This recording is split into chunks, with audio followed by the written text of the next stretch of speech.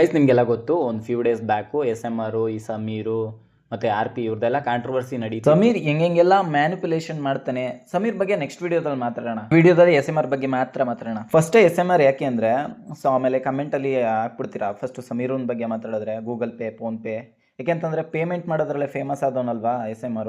First BMW challenge ಇಂದ start ಮಾಡೋಣ. ಅಣ್ಣಂಗೆ ಯಾವನೋ ಬಂದು ಕಮೆಂಟ್ ಹಾಕ್ಬಿಟ್ನಂತೆ, ನಿನ್ ಕೈ BMW ತಗೊಳಕ್ಕಾಗಲ್ಲ ಅಂತ.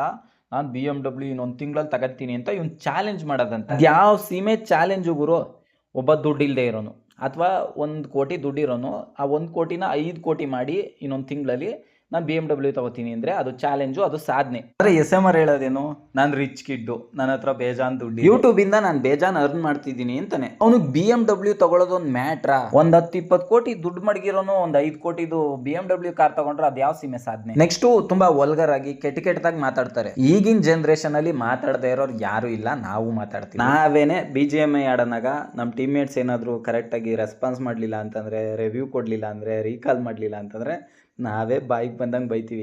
ಇನ್ನು ಅದನ್ನ ಬಿಟ್ರೆ ಆಲ್ ಮೈಕ್ ಅನ್ಬಿಟ್ಟು ಅವ್ನು ಯಾರು ಒಂದು ಗೊತ್ತಿರಲ್ಲ, ಬಾಯಿಗೆ ಬಂದಂಗೆ ಬೈತಾರೆ. ಆದ್ರೂ 4 ಜನದ ಮುಂದೆ ಮಾತಾಡೋದಕ್ಕೂ ಲಕ್ಷಾಂತರ ಜನ ನೋಡ್ತಾ ಇರೋನಂಗೆ ಮಾತಾಡೋದಕ್ಕೂ ತುಂಬಾ ವ್ಯತ್ಯಾಸ ಇದೆ. ಇದು ಸಮೀರನ್ ಅಭಿಪ್ರಾಯ. ಅಂದ್ರೆ ಯಾರ್ದಾದ್ರೂ ಮನೆಗೆ ಹೋಗಿ ಯಾರು ಇಲ್ದೇ ಇರೋ ಟೈಮಲ್ಲಿ ಏನಾದ್ರು ಕತ್ಕ ಬಂದ್ರೆ ಅದು ತಪ್ಪಲ್ಲ. ಅದೇ ಅವ್ರ ಮನೆಯವರೆಲ್ಲ ಇರ್ಬೇಕಾದ್ರೆ ಅವ್ರನ್ನ ಕಟ್ಟಾಕಿ ಅವ್ರಿಗೆ ಎದುರಿಸಿ ಅಲ್ಲಿಂದ ದರೋಡೆ ಮಾಡ್ಕೊ ಬಂದ್ರೆ ಅದು ತಪ್ಪು. ಎಲ್ಲೆಲ್ಲಿಂದ ಬರ್ತಾವ ನಿಮ್ಗೆ ಇಂಥ ಥಾಟ್ಸ್ ಎಲ್ಲ? ನನಗೂ ಗೊತ್ತು, ಈ SMR ಈ ಡೌರಾಜುಂದೆಲ್ಲ ಬಾಯಲ್ಲ ಬಚ್ಚಲು ಅಂತ ನನಗೆ ಚೆನ್ನಾಗಿ ಗೊತ್ತು.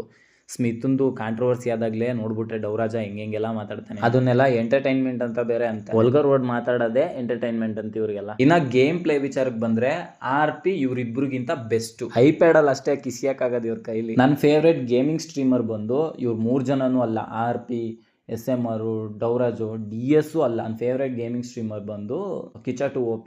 VS ಕನ್ನಡಿಗ ಅಂತ ಮೋಟೋ ಬ್ಲಾಗಿಂಗ್ ಮಾಡ್ತಿದ್ದ, ಅದನ್ನು ಬಿಟ್ಬಿಟ್ಟ. ಕಿಚ್ಚ 2 OP ಗೇಮಿಂಗ್ ಸ್ಟ್ರೀಮ್ ಮಾಡೋದನ್ನು ಬಿಟ್ಬಿಟ್ಟ. ಒಂದು ಬ್ಯಾಡ್ ವರ್ಡ್ ಯೂಸ್ ಮಾಡ್ದಲ್ಲೇ ಎಂಟರ್ಟೈನ್ ಮಾಡ್ತಿದ್ದ. ಗೇಮ್ ಪ್ಲೇನು ಸಕ್ಕತ್ತಾಗಿತ್ತು. ಮುಂದೆ ಒಂದು ಕಾಂಟ್ರವರ್ಸಿನೂ ಮಾಡ್ಕೊಳಕ್ ಹೋಗ್ಲಿಲ್ಲ ಅವನು. ಅವ್ನು ನೋಡಿ ಕಲಿಬೇಕು ಇವರೆಲ್ಲ.